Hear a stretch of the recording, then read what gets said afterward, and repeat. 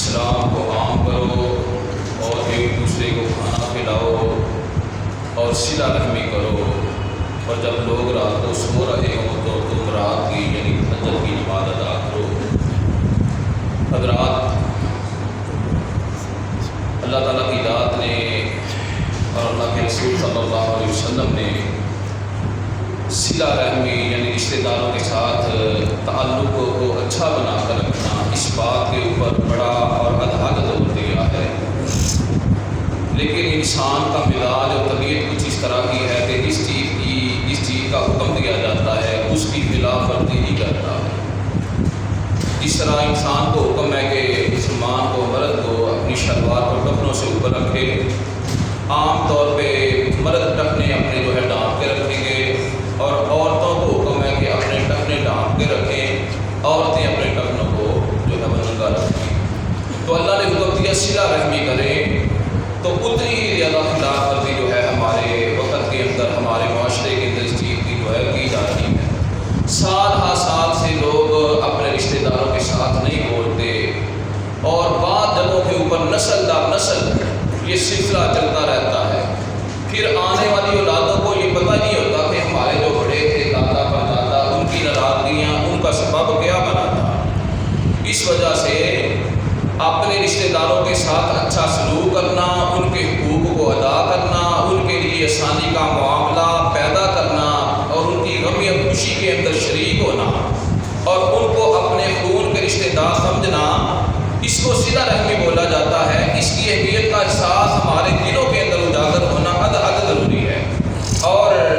اس کی فضائل جو ہیں ان کو بھی یاد رکھنا ہمارے لیے بہت ضروری ہے۔ اللہ تعالیٰ کی ذات نے قرآن پاک کے اندر صرف امت محمدیہ کو نہیں، اللہ فرماتے ہیں اس سے بڑی اس کی جو ہے اہمیت کیا ہو سکتی ہے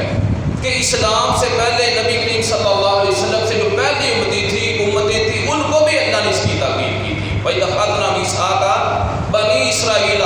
لَا تَعْبُدُونَ إِلَّا اللَّهَ وَبِالْوَالِدَيْنِ إِحْسَانًا وَذِي الْقُرْبَىٰ، ہم نے بنی اسرائیل سے یہ پکا وعدہ لیا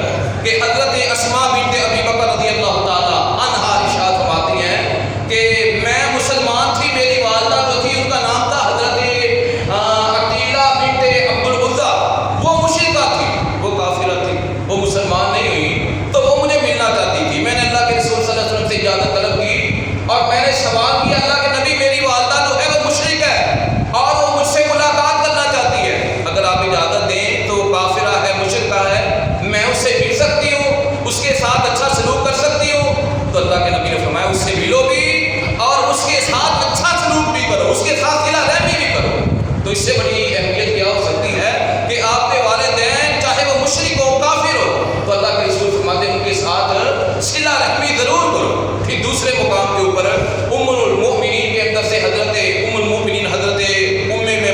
میمونہ رضی اللہ تعالی عنہا، ان کے پاس ایک لونڈی تھی، انہوں نے اس کو آزاد کر دیا۔ جب اللہ کے رسول صلی اللہ علیہ وسلم کو پتہ چلا کہ میری گھر والی نے لونڈی کو آزاد کر دیا ہے تو اللہ کے نبی نے فرمایا میمونہ بہتر یہ تھا تم اپنی لونڈی کو کسی رشتہ دار کو دے دیتی، تم کو دو اجر ملتا، دو ثواب حاصل ہوتا تم کو اس چیز کا، ایک تو لونڈی آزاد کرنے کا اور دوسرا رشتہ دار کے اوپر احسان کرنے کا، اس کے ساتھ نیکی کرنے کا۔ اس وجہ سے اللہ تعالیٰ کی ذات اور اللہ کے رسول نے فرمایا جو بندہ ایمان کو مکمل کرنا چاہتا ہے، من کان یؤمن باللہ والیوم الآخر فلیصل رحمہ، جو بندہ اللہ کے ساتھ ایمان لاتا ہے، آخرت کے ساتھ ایمان لاتا ہے، اس کو چاہیے کہ صلہ رحمی ضرور کرے۔ آج آپ دیکھیں لوگ رشتہ دار بڑے بڑے اچھے ہوتے ہیں ہمارے لوگوں کے، لیکن بیٹیاں بیٹے جوان ہوتے ہیں، ان کے رشتے اچھے ہوتے ہیں، ان کو ہم ترک کر کے نظر انداز کر کے اگنور کر کے باہر رشتے کر دیتے ہیں، اور جب لوگوں نے رشتے کرنے ہوتے ہیں ظاہر داری لوگ بہت اچھی شو کرتے ہیں، پھر جب وہ دیکھتے ہیں کہ ہم بری جگہ کے اوپر پھنس گئے ہیں تو پھر وہی رشتے دار جن کو 15 سال سے 10 سال سے چھوڑا ہوتا ہے پھر لوگوں کو یاد آنے شروع ہو جاتے ہیں کہ یار ہمارے اپنے جو قریبی تھے، اپنے جو خاص قرابت دار تھے، رشتے دار تھے، ان سے کئی جگہ جو ہے وہ اچھے تھے۔ اس وجہ سے اللہ تعالیٰ کی ذات ایک ساتھ فرماتے ہیں اور اللہ کے رسول نے فرمایا من احب ان یبسط لہ فی رزقہ، جو بندہ دو چیزیں پسند کرتا ہے کہ میرے رزق کے اندر اللہ اضافہ پیدا کرے اور اللہ میری عمر کو بڑھا دے، تو فرمایا فلیصل رحمہ، اس کو چاہیے صلہ رحمی سے کام لے۔ صلہ رحمی یہی ہے رشتہ داروں کے ساتھ اچھا سلوک کرو، چھوٹی چھوٹی باتوں کے اوپر بگڑ جانا، اور اکثر رشتہ داروں کے اندر خاندانوں کے اندر ایک آدھ بندہ ہوتا ہے جو بڑا غصے والا ہوتا ہے، وہ سارے خاندان کو توڑنے کا باعث بن جاتا ہے۔ اگر ایک بندہ غصے والا ہے، بات بات پہ بھڑک پڑتا ہے، تو اللہ کے رسول کی جو تعلیمات ہے وہ ہمیں یہ کہتی ہیں ہم اس کے ساتھ نرمی سے پیش آئیں، اخلاق کے ساتھ پیش آئیں، خندہ پیشانی کے ساتھ پیش آئیں۔ ایک صحابی رسول حاضر ہوئے، مسلم کی روایت ہے، مسلم شریف کے اندر آتا ہے، ایک صحابی اللہ کے نبی صلی اللہ علیہ وسلم کے آپ کے پاس حاضر ہوئے، کہا اللہ کے رسول میرے رشتے دار بڑے عجیب ہیں، میں ان کے ساتھ حسن سلوک کرتا ہوں اور وہ جو ہے میرے ساتھ برا سلوک کرتے ہیں، میں ان کے ساتھ تعلق جوڑنے کی کوشش کرتا ہوں، وہ میرے ساتھ تعلق توڑ دیتے ہیں، تعلق کرتے ہیں، میں ان کے ساتھ نیکی کرتا ہوں، احسان کرتا ہوں، وہ میرے ساتھ جہالت کے ساتھ پیش آتے ہیں۔ اللہ کے رسول صلی اللہ علیہ وسلم نے فرمایا تم بہت اچھا کر رہے ہو، تم گویا کہ ان کے منہ کے اندر جہنم کی آگ کی رال ڈال رہے ہو۔ اور فرمایا جو بندہ اپنے رشتہ داروں کے ساتھ اچھا سلوک کرتا ہے، اگر وہ برا سلوک کرتے ہیں تب بھی اچھا سلوک کرتا ہے، اللہ اتنا راضی ہو جاتا ہے، اللہ اتنا خوش ہو جاتا ہے، اللہ اس بندے کے لیے آسمان سے ایک مددگار یعنی فرشتہ اللہ جو ہے مقرر کر دیتے ہیں۔ اب جس بندے کے اوپر اللہ آسمان سے ایک فرشتہ مقرر کر دے، ایک جو ہے مددگار مقرر کر دے، اس بندے کی عظمت کا شان کا کیا کہنا۔ اس وجہ سے میرے دوستو حدیث کے اندر آتا ہے جو بندہ یہ چاہتا ہے قیامت کے دن اللہ میرا حساب جو ہے آسان ہو، رسول نے فرمایا 3 کام کر لے۔ 3 کام کیا ہیں؟ اگر کوئی بندہ آپ کو کسی چیز سے محروم کرتا ہے آپ اس کو دو، اگر کوئی بندہ آپ کے ساتھ ظلم کرتا ہے اس کو معاف کر دو، اگر کوئی بندہ جو ہے وہ آپ کے ساتھ زبان درازی کرتا ہے آپ درگزر کر دو۔ اللہ کے رسول نے فرمایا اس بندے کے اندر یہ 3 خوبیاں، 3 صفات، 3 کریکٹرسٹکس پیدا ہو گئے، قیامت کے دن اس بندے کا حساب جو ہے وہ بہت آسان ہو جائے گا، جنت کے اندر جانے کے راستے کھل جائیں گے۔ اللہ سے دعا ہے اللہ ہمیں عمل کرنے کی توفیق عطا فرمائے، ہماری گفتگو جاری رہے گی۔